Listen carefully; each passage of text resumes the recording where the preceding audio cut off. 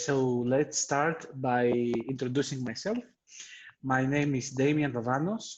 I'm the co-founder and I'm currently the general manager of Social Hackers Academy, a coding bootcamp, a non-profit coding bootcamp for refugees, migrants, and EU citizens who are unemployed.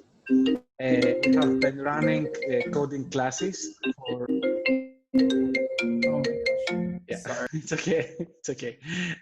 We have been running coding classes for the past 3 years, and I'm very excited to be here with Abed, our head of education, and our awesome speaker, Colt Steele. But I'm going to give space to Abed to introduce himself and Colt.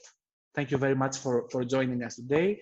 I'm going to facilitate the hand raises, the chat, the Q&A and all that. So you will all get the chance to speak and ask any questions you might have to Colt or to Abed. Thank you all very much for joining us. Abed. All right, thank you, Damien, a lot for kicking this off and doing the quick intro. Everyone, thanks for joining. Today is super special, at least for me. We're having special, really special guest that has inspired a lot of you. And at a personal level, being a person that has been learning online for so long, I really find someone's ability to take something that's like complex, a topic or a subject that's really complicated and turning it into something that's interesting, something that's entertaining, something that's exciting. And I think Colt Steele has done that like fantastically well, right?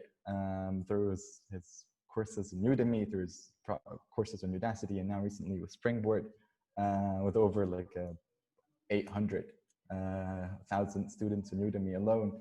And many of you here, I'm also taking some of his courses on the side with our bootcamp. So I'm pretty sure it's going to be like a great inspiration and also a great talk for everyone. So I thank you, Colt, for joining us, and I'd like everyone to open cameras if you guys can, and please, I encourage everyone to welcome Colt with me. Thank you for the introduction. Yeah, sure. Appreciate it.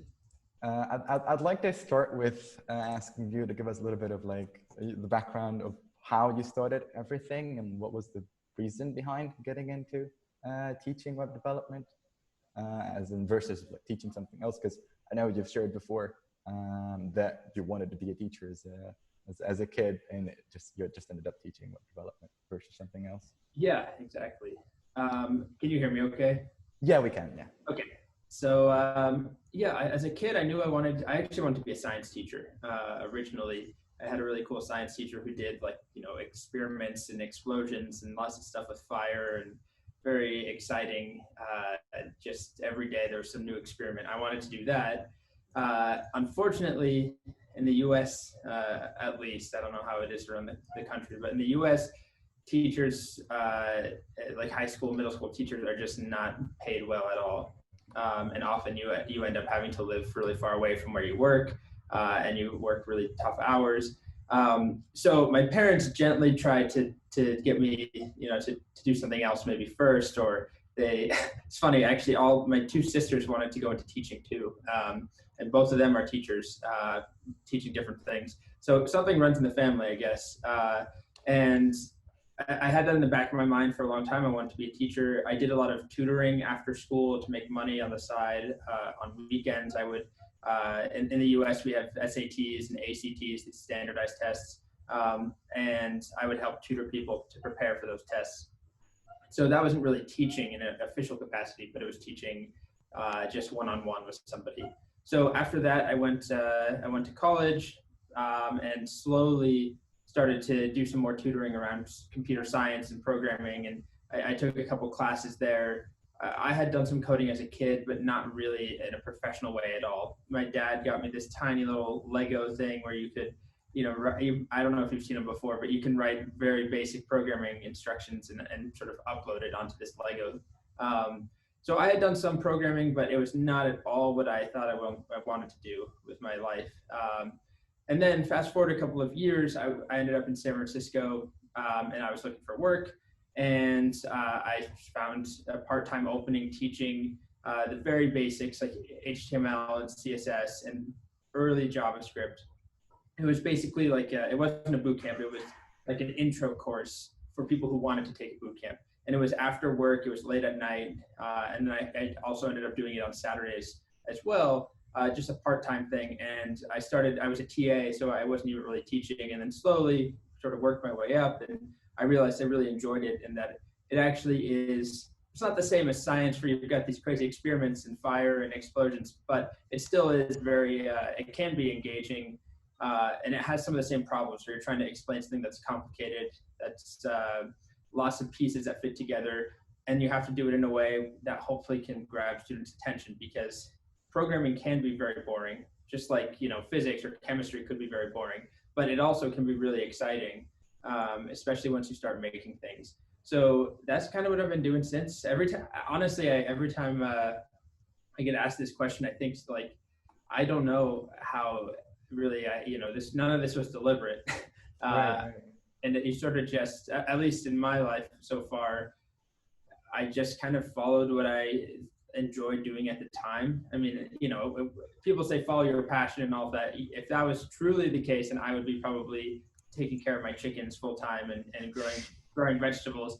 But I do think there's something to be said for, I had this grand plan and this vision of what I want to do, and it just ended up being very different than what I ended up doing, but I still enjoy it a lot. And I think for me, it just comes down to teaching. It's what I enjoy, and teaching something where there's just so much creativity involved in how you actually break down a topic and how you structure your lessons. And every time I teach things, even the same topic, there's so many different ways to do it. So that's what I enjoy. And that's kind of a long way of saying that I had no plan. I just stumbled my way into what I do. And as a follow-up to that, as you said, it can be really boring, but you can make it interesting. What were like some of the ways that you found yourself, like what inspired you to make these lectures interesting or lessons interesting? Well, I think for me that there's two things. One is like I want to make sure students enjoy it or get something out of it and stay engaged. And especially when I'm teaching in person, I can literally see people's eyes and faces, and you can tell very quickly when it's not interesting and when students are losing interest or when they're bored. But then also for me, the challenge and the like creative fun part is trying to come up with new ways to teach something. Because if I just have notes, like if somebody handed me here's like a script and a plan for you to teach this lesson, and I just recited that every time, it gets very boring quickly if you're just doing the same thing. But what I actually enjoy the most is the day or the week before, trying to plan it out and figure out, okay, here's what I did last time. How could I make this more exciting or more interesting, or how could I fix that? Because that's the challenge. So it's kind of a selfish thing. On one hand, it's more interesting and exciting to me, but it's also just better for every student involved to have a better experience. Well, great. And what are some of the projects you're working on currently? What's coming up next? We all know all the great courses on Udemy, but is there anyone being worked on?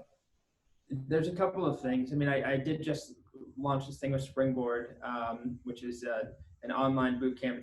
It's very different than anything I've done online so far. It's just a lot more similar to what I do in person, where we have, like a mentor and you get one-on-one coaching and sort of the stuff that is very difficult to do online. Like on a Udemy course, Udemy is great and it's a great way to provide content to students, but there's not a lot of other stuff that can go along with the course in terms of reviewing students' code and collaborating between students and having mentorship and coaching and career mock interviews and all that stuff. Now that was not something I could really do on my own. Like I always wanted to bring some of that online, and so in the end I ended up partnering with this company Springboard, which does that. So that's one thing I've been up to, is working very hard on that. And, we launched that in January, mid-January. And since then, it's just been a lot of tweaking and fixing things and, there's a lot of content. It's the most content I've ever made for something. And then at the same time, I have been working actually on updating some of my Udemy content. My main course, the Web Developer Bootcamp on Udemy, I'm currently in the maybe 2/3 of the way through, just updating the videos and sort of overhauling it. Because it's been a couple of years, and over the years I've updated individual pieces and sections, but as you guys probably know, with web development and programming in general, things move pretty quickly, and code from 5 years ago compared to the same code today, it looks pretty different. So instead of just trying to fix one tiny piece at a time, I'm trying now to just go through and sort of start to finish, figure out what needs to change. And so that's one thing I've been doing. Those are really the two big projects I've been working on so far this year. That's great. Yeah, always this rapidly changing industry is brings us basically to our next question, because we had some of the students wondering, how can someone not be afraid or stop being intimidated by the overwhelming amount of new content that's out there, that you need to keep up to it at the same time, but then there's so many things that you can't do everything basically together. And the question here would be, what are some sort of realizations you found from both teaching in person and online? Some sort of objective facts, or something that probably beginners or people that are just entering the industry would not know, that would calm them down in terms of and not being so afraid of the tons of the big amount of information out there. I think the first thing, by the way, can you hear the squeaking sound? You can hear that? My chair has been very squeaky. Yeah. I just got this new chair. I put it together this morning before this call. I'm realizing it's squeaking a lot. So I'm sorry about that. Well, now that you brought it up, we just realized it before. It was noticeable. So I'm trying not to move. You can move freely. It's all right.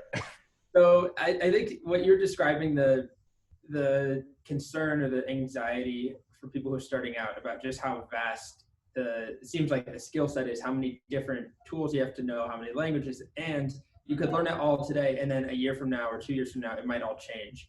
Mm-hmm. So that is very intimidating, but I think it helps. And I've seen a lot of students who slowly realize it takes a while, but they slowly realize that nobody really on earth actually knows all of that, let alone even half of that stuff. It's very, if we take one piece like JavaScript, there's these different, frameworks like React and Vue and Angular. And I see students who feel like they have to learn all of them, and that they're not going to be a developer until they actually have mastered every single one of them. But in the real world, you're only going to be using at most one of those at a time. And it takes at least 6 months to a year to really master one of those on a production environment. And it's very rare to find a developer who is up to date on 2 of them, let alone 3 or 4. So that's the first thing. I think students have this, maybe it's from other disciplines, like if you're learning math or you're learning science or history or something, where you're expected to just learn it all and memorize things, and you're tested on it, and you have to recite facts, and you have to basically just learn everything that exists on that subject, or everything in your textbook or whatever it is. At least when I had a history class, a lot of it I was making flashcards just to memorize dates and things like that. It seems silly, but it's a very different type of knowledge. So when you get to programming and web development, a lot of students they approach it in the same way, where they think okay, I can't remember exactly how to do this. I need to memorize this. And then after that, I definitely have to go and, learn React and then Redux and then Vue and all these different things, where in reality, you don't need to memorize any of that. You don't really need to be comfortable with anything except the basics, and you need to be comfortable being uncomfortable, if that makes sense. You need to be okay having to learn something new, or having to go and when React updates, or you get the newest version of React, you have to be comfortable looking at the docs and understanding how it works and making that transition. So I think at some point what I notice in students is about halfway through, maybe for some students it's a little later, through an in-person boot camp, they start to realize they have a little bit more confidence in their ability to learn something new. So it's not that they've suddenly learned enough that they're just a developer overnight. It's more that their mind has changed a bit, or their confidence is there where they can learn whatever they need to. Because that's really what it is. Like I have students who learn React with me in a course, but then they might actually end up getting a job where they're expected to know Angular. And it takes work. It's not easy, but they should be comfortable learning Angular on their own. So that's the main piece of advice I have is you're never going to be able to know it all, and you're not expected to know it all. It's different than most disciplines where you are expected to know things. And there's a set of things you have to know. If you're doing front end, you have to know, the syntax of JavaScript and HTML and CSS. You have to know, how to start up a server and whatever the basic knowledge is that is required. But then all this other stuff is really, it changes from one job to the next or 1 year to the next. And it's more about being comfortable figuring it out. For me, the biggest thing for students to get them comfortable with that is to force them to do it. So I like to try and like halfway through a course, if we've been doing JavaScript the whole time, I like to have a day where we do something entirely different to catch students off guard, like force them to learn Python or the Python in a day, or force them to use a library that they've never used, like to do video tracking, or to do to make sounds, audio synthesis, or to make games with physics, or whatever it is, something that I know none of them have done before. And I only give them a couple of hours, and the point is for them to read the documentation, to watch videos online, to read blog posts, to really figure it out. And usually that actually helps them feel better after everyone panics. And then at the end of the day, everybody shows what they've made, and everybody's like, oh, actually we managed to learn it. We're not experts, but we managed to get through it. And you do that a couple of times, and that's really all it is as a developer. I mean, if you talk to a developer every day, they're Googling something, they're learning something. I mean, I have a YouTube video I put out where I tracked how many times a senior developer Googled things in a day or 2 days. I don't remember how long it was, but it was dozens and dozens of times each day. It's something like, I want to say over 10 times an hour of Googling things. So that's sort of like, I tell students that, and they kind of say like, okay, sure, you're just saying that. But I think once you actually start to work and you realize that it's true, it makes a big difference. Like, to understand that it's just part of the job. Your job is not to know it all. Your job is to be able to find what you need. So those are the things that are hard to explain to a beginner, but I think they are really important to try and explain. And at some point they click. There's just no way to know it all. And if you accept that from the beginning, I think it can help a little bit with anxiety and with the stress of feeling like because if you honestly thought you had to know it all, and you look at how wide just how many things there are that you would have to know, it's very intimidating. And if I look at what I know compared to how many things that I could know, I know maybe 10% or something. So I think hearing that hopefully is a little bit reassuring for some beginners. Totally, Okay. yeah, and I also think. Oh, you want to go for a question, Damien? Sorry. Sure, Let me go ahead. jump in. I found an amazing comment from one of our alumni that said that Colt, your dog, kept him excited to complete the whole Udemy course. Oh no, that's great to hear. Unfortunately, he's not around anymore for my new course. Oh, I know he got sick. So now I have to have my cats instead. Yeah, and the next question is, Colt, are you a cat person now? I would say that's a very good question, very important one. That I still prefer dogs, but cats certainly are a little bit easier sometimes. And my cats they're not the same as having a dog. I miss my dog Rusty, but they're different. They entertain me a lot. They're just silly, and they have very different, it's just a different personality. I've never really had a cat from a dog. But I do miss having dogs where, if I just call the dog, it'll just come right when I want it, and they'll sit on my lap or something. If I try that with my cat, they just look at me And I can like pick them up, but I can't get them to just do exactly what I want, or they don't act like they actually like me most of the time. So I would say still a dog person, except where I live, having the dogs are sometimes a little bit crazy with I have a lot of wildlife around here, and my neighbors have dogs, and they're constantly chasing the deer or they come after my chickens. So I would have to get a very well-trained dog. I see. And I have a personal question. You mentioned that you always wanted to be a science teacher, and then you somehow came to tech. Have you studied pedagogy at all? Like, is it something you studied, or is it something that comes from within, the way to explain things or to communicate with different modalities? How does that look for you? I think it's both. I don't know if it comes from within for me, but part of it is just I learned it when I was young. My dad, he wasn't a teacher, like a traditional teacher. He was a consultant, but his job was actually to train new hires at a big company. He was sort of the orientation guy who had to do a whole bunch of trainings. And so he was, sorry, it's my cat. He was always working on like lectures and slide decks and presentations, and he would practice them in front of me sometimes.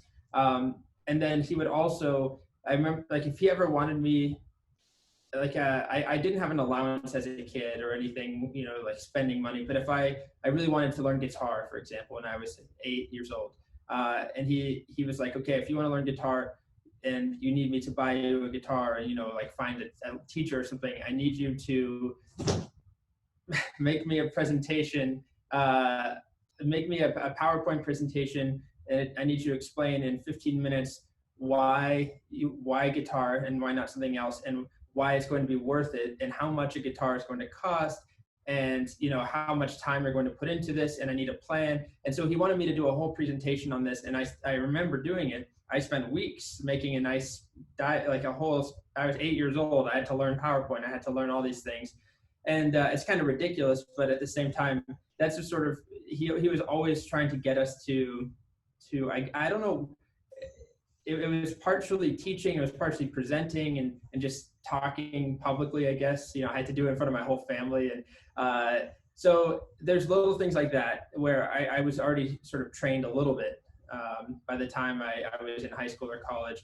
But then once I started actually working, teaching programming, in particular, I worked at a boot camp called Galvanize. And at Galvanize, they actually had, I can't remember the exact name of this guy, Evan. I don't know his role, his title, but he was basically head of instruction design, or sort of like teacher coaching. And he would give you advice. He would give you all sorts of stuff to read, like homework about teaching and pedagogical practices and different strategies. So all of that slowly built up over like 2 years when I was there. So it's really a combination. I do think there's a lot that you can learn naturally just by doing it and by figuring out basically what doesn't work and what does work. But then also there's a lot to be said for continuing to learn on your own and seeking it out, whether you're reading books about teaching, you're attending conferences or lectures, or you're just getting feedback from somebody. I'd say both are equally important. I see some people who think you can do everything just by like the book and trying to understand from a theoretical perspective how teaching should work, and very conceptually just understanding that from books and podcasts. Generally, I think that actually ends up kind of boring if you don't mix it with some practical experience. And on the other hand, people who forego all training around teaching, sometimes it works out. But I do think there's something to be said for mixing them together, right? And that's kind of what happened. And it's probably, if I ever have children, I think it was a good idea on my dad's part, because there's a lot of teaching oriented stuff we do day to day, even if you're not actually teaching. There's so many times you have to explain something where even just being on the phone, I think a lot of it actually is more just about having empathy and trying to be able to put yourself in somebody's shoes when they're learning something. But that also applies if I'm trying to talk to somebody and there's a language barrier, or there's a bad phone, connection. This happened to me this morning, and it's simple, but I try and imagine, okay, what's going on? Like, how can I actually explain this in a way that's going to make sense, but without trying to, sound like I'm talking down to somebody? How can I, there's just these different situations where it comes up where it's not even just teaching programming. So I think those are things you pick up over multiple years of practice. I see. Thank you very much. Thank you very much. It sounds exciting creating these PowerPoint presentations. Anyway, back to Abed. Sorry to jump. I think a lot of our students that have taken your courses are now grateful to your dad that had you do these presentations back then, because I'm pretty sure a lot of the things that they were probably struggling with understanding were pretty clear once they took your courses. I want to take it back to what you said about getting used to different disciplines and how people would think that you need to memorize things, where in programming isn't quite the same. I think generally getting used to doing something a certain way that's not really practical is really dangerous, and it kind of takes us to what we call here, probably in Europe, I don't know if that's also the term in the US, we call tutorial land or tutorial hell, where people get used to doing things only by following guided tutorials or guided articles, right. And then when it comes to just working on something that they have as an idea, it becomes really, really difficult. What do you think is a way to escape that land somehow? I mean, I think that's something I deal with personally when I'm trying to learn something new. Still, there's something comforting and easy about just following along and making sure you're doing the same thing your teacher is, or I'll watch a video if I'm trying to learn the latest version of React or Vue or whatever it is. It's much easier and frankly a more pleasant experience at the moment if I can just have a video up and just copy what they're doing, and it's satisfying when it works, and you feel like it's kind of like a cooking show or something where you follow along, and if everything goes well, you've made a nice dish at the end. But that does not mean that you're a chef and that you can make other dishes. It just means that you can copy somebody. I do think that's an important first step.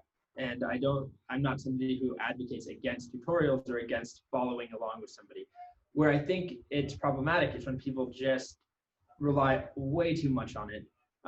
And it is comfortable. It's easy to feel like, okay, I just did this, now I need to do another tutorial on the same topic. Let's build a different app, a different demo. And you're not really building any new skills there. So at some point you have to just say, all right, I'm going to try building something on my own. That's the only real way to get that experience. So in person, when I'm teaching, we force people to do that. So we'll do code alongs, we do little demos, but then we give them an exercise completely different. I want you to build this app or make this thing work. And you have an hour or 2 hours, and we're not going to show you any of it. So we need you to do that on your own, and then we'll come back and talk about it. And those are when students definitely get the most frustrated and grumpy sometimes, but it's also when they learn the most. And after the fact, they always will admit that. It's more painful, and it's sometimes unpleasant. I mean, it's not bad, but it's not as smooth as just following something. So you have to force yourself to do that. And online, if you're learning, if I'm teaching online, I have no mechanism to really force that, first of all, which is always difficult.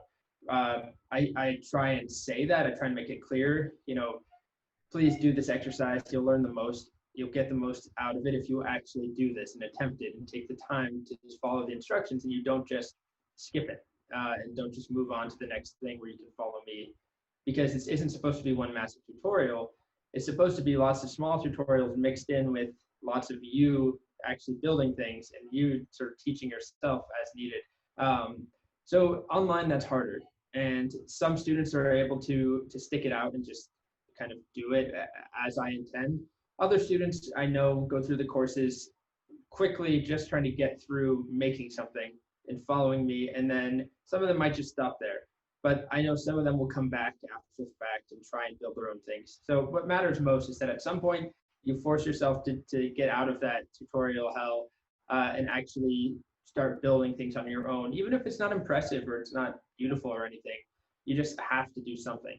And I prefer, when I'm teaching, to teach something small and then have students use that on their own, and then teach something small again and have them use it on their own. So instead of doing just a massive tutorial and then setting students free, I think it's better to sort of, as you go, do your own small demonstrations, try and recreate something from scratch. Like if you're following a tutorial, pause it and try and just do everything again without the tutorial. And it's not a test of your memorization. You should still be able to Google, you should still be able to look things up, but see if conceptually things are fitting into place. But it's a good question. It's a hard one it's uncomfortable to have to escape that. That's all I'll say.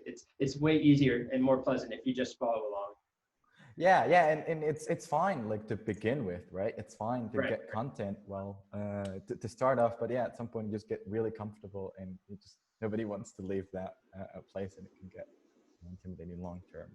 Now, following up to that, and someone's ability to break down concepts out of their own, not necessarily following something, do you think that CS skills or CS fundamental knowledge is sort of missing and underrated for anyone that's hasn't necessarily followed a traditional university computer science course, but probably self-taught or going through a boot camp? Do you think that there's little focus on basic concepts of computer science, and how important is that for like long-term success and short-term as well?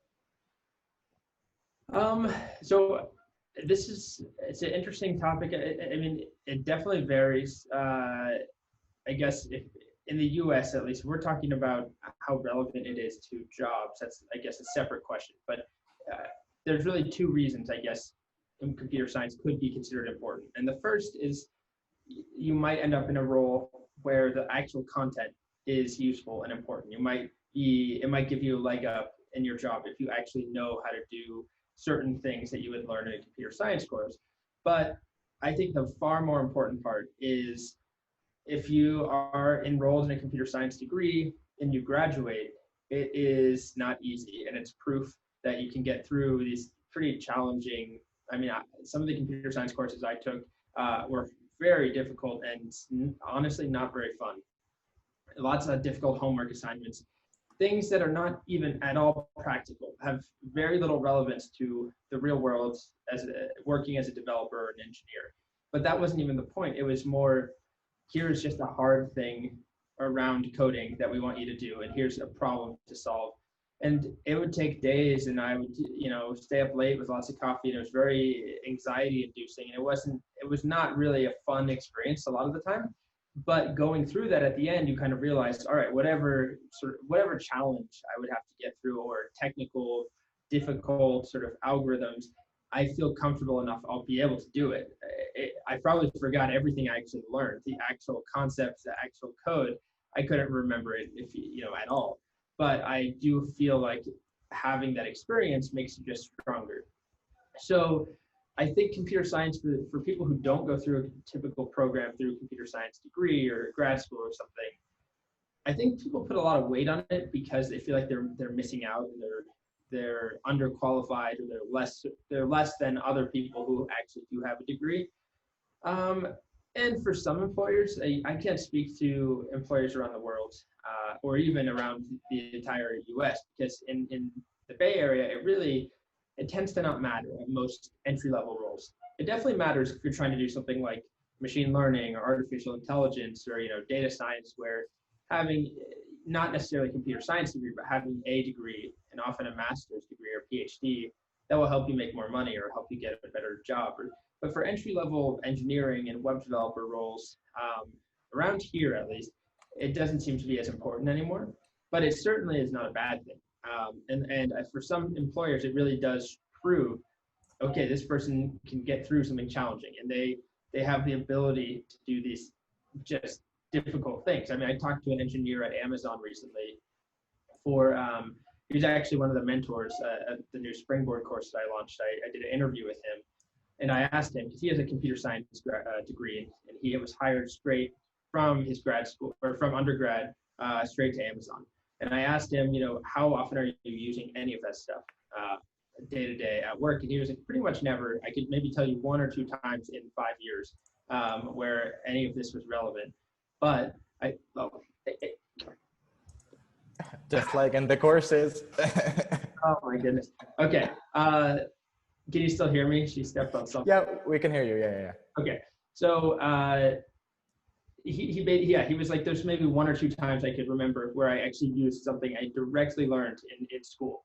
But he said that there's a lot of times where he had that same feeling that he had when he was in school, where he got stuck, he got frustrated, he got, nervous about something that was too difficult, and he was able to get through it. So for him, it was more just computer science was like an obstacle course he made it through. And it was something that gave him confidence, and it acts as, it does the same thing for employers, where it can kind of indicate that this person knows what they're doing, or they're capable of making it through a hard program. So for people who don't have a computer science degree, I wouldn't stress too much about trying to recreate it, every single concept, every single lesson. It's more so about, can you prove that you're qualified in another way, with a project or your portfolio? Can you demonstrate that you know these skills? Because I could hire somebody out of a computer science program and they might not have a good project, but I know if they got good grades and they finished the program, I know that they can write code and that they're competent and they can learn things. But if you're somebody who is a complete beginner, and you don't have that degree, you don't have that little stamp of sort of approval, then you have to demonstrate your skills otherwise. And that comes down to a project, at least one very competent, polished project is what I would say. Because once you're in the door and once you have that job, you're probably not going to notice you're not going to be missing anything really, in terms of not having that degree. Again, I can't say that for every country around the world. I'm not sure what the hiring markets are like and how much emphasis people place on those degrees in Europe. But in the US, it definitely seems to be on the decline. Yeah, I'd say pretty much here too. Slowly, it's been skills-based versus like having a degree. But given that, is it getting harder for entry-level positions, or is it getting harder for people to find entry-level positions? I do think, since the proliferation of all these boot camps, maybe 5-6 years ago, or even more, maybe like 7-8 years ago, there were a lot of available jobs now with fewer students competing for them. And I think that the market has changed a little bit, but I still see every student in person, at least in San Francisco, and at the boot camp where some of my friends actually run and coworkers. It's called Rhythm School. It's an in-person program. Anyway, they still have 100% placement rate for their recent classes. So it's still absolutely possible. I do know that it just takes more work these days. It's not enough to just show like, look, I know the basics of HTML, CSS, JavaScript, hire me. It's a lot more about how do you demonstrate your skills and sell yourself as a developer and as a candidate. It's not enough just to know the basic, the bare minimum. Now, there's a lot of emphasis on soft skills as well lately. Absolutely, right. Yeah.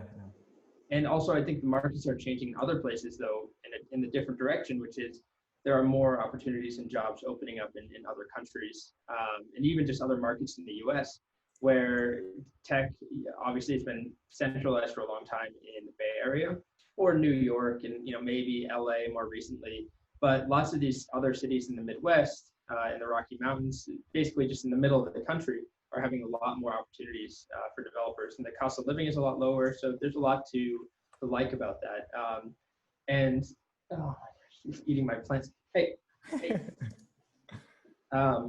So yeah, I think things continue to change. And actually, with the virus situation, I noticed there's a lot more jobs that are remote, and I guess that goes without saying. But it'll be interesting to see how long that lasts and what kind of permanent repercussions that has.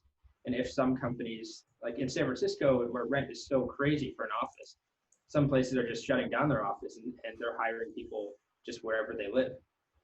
So that will also offer more opportunities to people who might be international or might be in the middle of the US or, not in New York or California.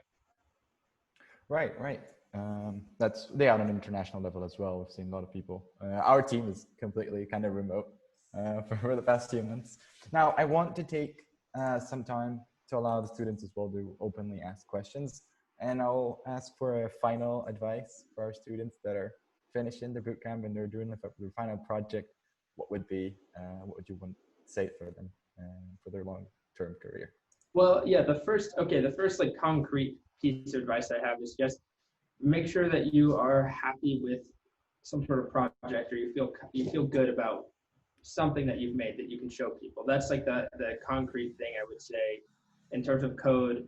Having a project that, you know, if you don't feel great about it at this point, I would just continue to work on it and not stop, even if you graduate, even if you feel like you've already done what you're supposed to do. And then the real advice I have after that is just to try and remember that those things, I've seen a lot of people who graduate who are competent during the boot camp and who are aware, like Googling is fine, it's part of the job, and you're not expected to know everything, and they kind of build all that like soft skill mindset stuff in the boot camp, and then they graduate and it all goes away because all of a sudden now they're comparing themselves to other developers or to other candidates. So my main advice is just the real world is really not that much different. And it feels scarier when you're trying to get a job. And you're probably gonna be rejected from somewhere at some point. Everybody is. And don't let that get you down more than it should, right? That should be, you can learn from those experiences. If something goes wrong, or if it's clear that you're missing some skill or some, you know, you did something that you could improve upon, you should learn from that. But don't dwell on it too much. You're going to have good and bad experiences, and just don't put too much pressure on yourself immediately to just be the perfect developer that you're imagining. A lot of students leave a boot camp and they expect, like, okay, now I'm a developer. Really, it's just a constant process of learning. Whether you've been doing it for 6 months or a year or 10 years, you're still going to be learning things every day. And so just keep that in mind. That'd be my main advice. Is just don't be too hard on yourself, and hopefully you can keep that excitement alive where you want to keep learning things, and don't view it as a negative thing that you're, you know, inadequate or that you don't know enough. Because if that's how people actually felt, you would have senior developers who would be panicking. You know, people at Google working on crazy high level, you know, making $1 million a year, who still feel like they're inadequate because they will, you know, they know 10% of what the person next to them knows, and that person knows something entirely different. And just everybody has these different skill sets, and there's some overlap, but it's really about being able to learn new things and competently or confidently gaining those new skills. So that would be the main piece of advice I have, is just keep that as your goal. Obviously you want to get a job quickly, and for some of you that probably will happen quicker than others, and that's always the case. And it's easy to compare yourself and to worry about, you know, okay, why did they get one and I didn't, or what did I do wrong? My advice though is just stay calm and focus on keep your eye on the 5 years from now, and continuing to build your skills as a developer and proving that you're qualified, and the job will come eventually. Which I know is hard to hear when you're desperate to get a job right now, but it's just part of the process, unfortunately. I mean, I've seen amazingly talented people where it takes them 6 months, and somebody else who I thought would take 6 months, they got a job on like the first week. And sometimes it's just, you can't predict it. Yeah, thank you very much. All your advice, Colt, have been amazing. Thank you very much for sharing it. I now get what all our students are saying in you in terms the way you handle yourself and the way you speak. It's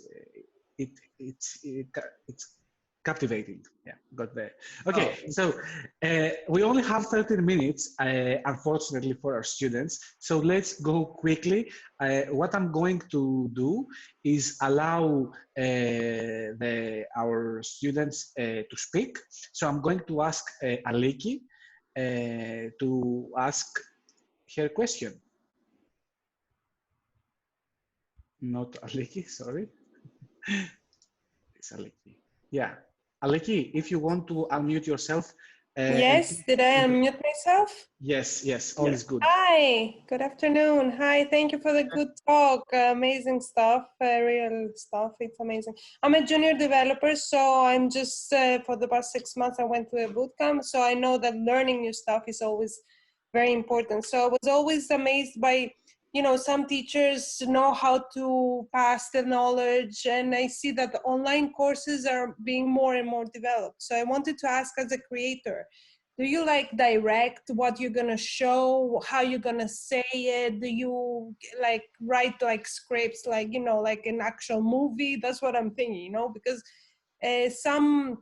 some videos are like really helpful, some are not, you know, you pick and choose like what goes with your learning experience and what you like. But at the end of the day, see, like the best ones that I like is like very concise and very to the point, and some others which are very popular are not in my style. You understand that it's like a style that you develop, that you see from other co-workers, like people who do the same thing. Yeah, that's it. Thank you. Sure. Yeah, I think that's a good question. For me, personally, I don't write out every word that I say, although I have done that in the past.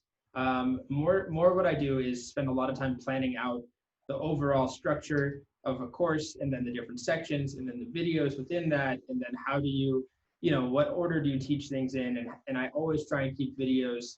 It's hard, but I try and keep things definitely under like 7 to 8 minutes for each video, which I often break that rule. But I have things like that where I try at least because it's easy. The easiest thing to do is just start recording and just ramble for 20 minutes, and then just stop and then do another 20 minutes and just sort of go just like you're just talking, and you have no plan, and you have no structure.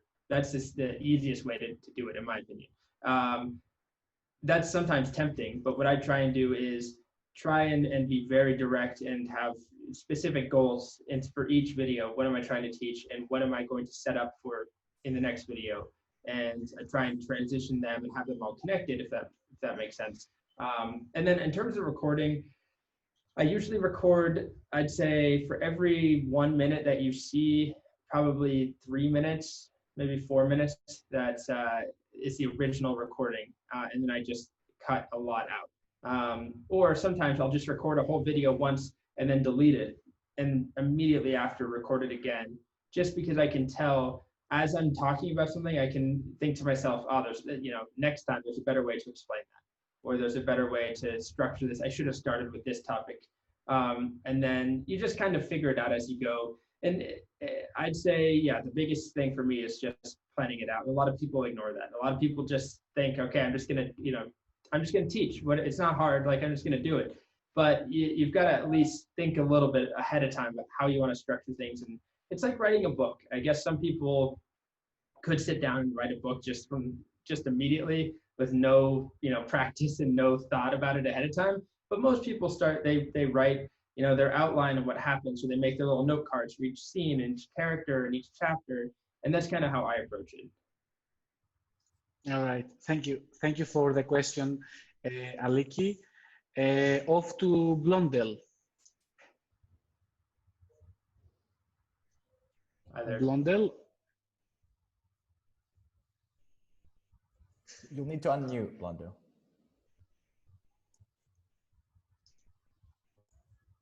Yeah, hi. Hey there. Yeah, this is Blonde. So I was here in social care. Hi, Damian. Hi, Blondel. Hi, out there. So that's my question. I was asking about how to do in order to improve our skill and to get a job. And I will first thank you for what you said and your time. You spend your time in order to help us, to give us some what can I say? To give us some how to think, how to structure things, and to be a good developer. So thanks for that. And for the intern, I was asking how what how can we plan? I mean, how can we plan in order to be a good developer, in order to face job tomorrow? And you already give an answer. You say we should be at first passionate on it. Yeah, it's what you say. Is that your question about passion? If that's important? Yes, you was talking about we should be passionate about it, and if we are passionate, we can do it each day in order to be good on it. So my question was about how to plan, how to take things in order to be good. So I just get my answer, and I thank you. Sure. Well, I think when I say first, I would define passion, because I know that not everybody is their true love is programming, or it's, it's not everybody's calling in life. It's, for a lot of people, it is interesting and exciting, but it's not, their true passion, right? And that's not, there's nothing wrong with that. I think all that matters is that if you find it interesting enough to spend your time doing it and you enjoy it, that's great. I mean, I know some people who spend all of their time reading about programming and coding, and it's truly their only passion in life, and that's great for them. But that's actually not me. I mean, I like programming, but I like lots of other things too. And so I don't want anybody to feel like you have to fall in love with coding to pursue it, but you definitely need to. I mean, you need to have proven to yourself you enjoy it, because there is a difference. There's a lot of people I see who just want to do it because it seems like a good way to make money, and then they don't actually think through it. They start it and they realize, I don't actually like this. Like, this is not for me. But I think in general, it sounded like what you're asking is around how can you improve day to day, or how can you continue to learn and sort of grow your skills. And the main thing I always tell students to do is to build something on your own, even if nobody ever sees it. So a project is always important when you're trying to get a job, like a nice project to show somebody. But also important are just the projects you make just when you're learning for yourself. And they might never see the light of day. Nobody needs to know how bad they are, how good they are. It's really more about you just building something. So if you have something you can get excited about, I don't know, what your hobbies are, but I really like soccer or football. And so when I'm learning something new, I always like to do something related to that with programming. So I'll make, a fantasy football game, or I'll make sometimes like a Champions League draw app, like where it just does a random drawing for the group stages, and it seeds people. And that's just something, I've never showed anybody. I don't post it online, but it's just how I like to learn something new, is to have a combination of what I care about with programming and try and make something just to learn. So I would continue to make little projects on your own. It doesn't have to be impressive. No one has to know about them. They don't have to look good, but it's just a way to keep that excitement for yourself. So that's really the main thing I'd advise. Just always build something. All right. Thank you, Colt and Blondel. Next up is Mario Stoparopoulos. But Mario, please, we only have like 3 minutes left. I saw that you asked 2 questions, so please just ask one of them. Okay, hello, my name is Marios. I finished your web developer bootcamp last year on Udemy. Right now, I have opened my own office, and I cannot decide, and I'm developing my office website, and I haven't decided if I should focus more on styles, effects, or free content, like free guides for clients, things like that. What is the goal of this website? Are you trying to find clients? Yes. And clients for what? Like for web development, or what is your company or your office going to do? Right now, I'm offering both web design and web development. For example, WordPress websites, opening e-commerce solutions, and static web pages. And I found out that most of my clients also need something like a guide for adding products to their websites. I see. Okay. Well, I think I would personally start with, I mean, it depends on what your website looks like right now, but I think it's always important to have something that looks nice. And I don't know if you enjoy web design or not. So I'm terrible at it, but there are lots of templates and things online, you know, you can copy something, but basically I would make something look good first, especially if you're trying to get clients and get work through it. Anything, if it might sound harsh, but anything that looks like just the slightest bit amateur or not professional, it's just that's all that it takes for a potential client to go somewhere else. So I would spend time making it look good first. It doesn't have to be the most amazing website ever, but right, this is like your proof to somebody that you know what you're doing. And so that's where I would start. And then the content, I think, can come afterwards, because if you have a nice looking website, that matters. If you have good content, but you don't have a nice looking website, you're probably not going to have many people who want to read it in the first place, or they might not trust it. It's unfortunate, right? Like, it seems stupid to have a beautiful website or a nice looking website, but if you do have good content and you're missing that style, I think for a lot of people, they just aren't going to be interested, or they won't trust it. So I would start there, make something that looks good and that you feel, you know, share it with people and see what they get, feedback from other students or from friends and family, and just take their advice and, you know, improve the site until it feels like it's polished. All right. Unfortunately, we have some more questions, but we have to end this really, for me, inspiring Ask Me Anything with Colt Steele. Before closing down, I want to acknowledge Roger Huang, who is the person which connected us with Colt. And I want to thank you, Roger, for this connection, but also for the support you are offering and the mentoring you are offering to our team, to Social Hacks Academy. And this has already been really good for us. And Colt, I got to know your name as Colt Steele /Superstar, and I just want to acknowledge you and thank you very much for everything that you've done for our students, for all the students around the world that want to find a way through web development. Just thank you very much for your time and for all the positive energy that you are bringing to the world. Thank you very much. Thank you. Wow. Thank you. That's very nice. Well, I hope everyone's, you know, staying safe and healthy, and I wish everyone the best of luck. And maybe we can set up something like this again in the future. Yeah. That would be exciting. That would be totally for sure. Interesting. Yes. Great. All right. Well, have a nice day, everybody. Or I guess, what time is it? Night there, right? It's like, have a nice it's like 8. All right. Well, thank you so much for your time. Nice meeting you all. Have a good day. You too.